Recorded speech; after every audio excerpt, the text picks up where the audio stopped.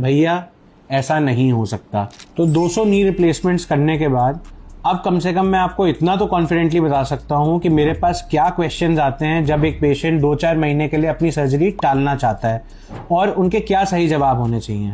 तो पहला कॉमन सवाल आता है कि वॉकिंग, साइकिलिंग, ट्रेडमिल ये सब चीजें कर सकते हैं कि नहीं। तो वॉकिंग आपको डेफिनेटली इंडिकेटेड है, डेली एक डेडिकेटेड इवनिंग वॉक या मॉर्निंग वॉक जरूर करें, लेकिन ट्रेडमिल ना करें। एंड अगर नी रिप्लेसमेंट लाइक आर्थराइटिस हो चुका है तो साइकिलिंग भी आपको अवॉइड करनी चाहिए।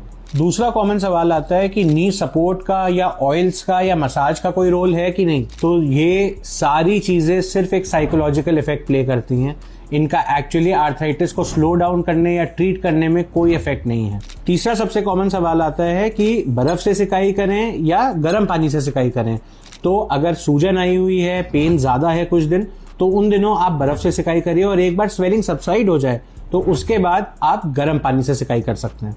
अगला कॉमन सवाल आता है, क्या मैं कैल्शियम खाऊं और उससे मेरा घुटना जवान हो जाए, आर्थराइटिस चला जाए। भैया ऐसा नहीं हो सकता। कैल्शियम का आर्थराइटिस प्रिवेंशन या आर्थराइटिस के ट्रीटमेंट में कोई रोल नहीं है।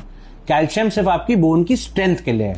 और एक बात और, अगर नी रिप्लेसमेंट लायक घुटने हो गए हैं तो उसका ऑप्टिमल ट्रीटमेंट सिर्फ एक है, नी रिप्लेसमेंट। तो उसको टालिए नहीं, उसको करवाइए।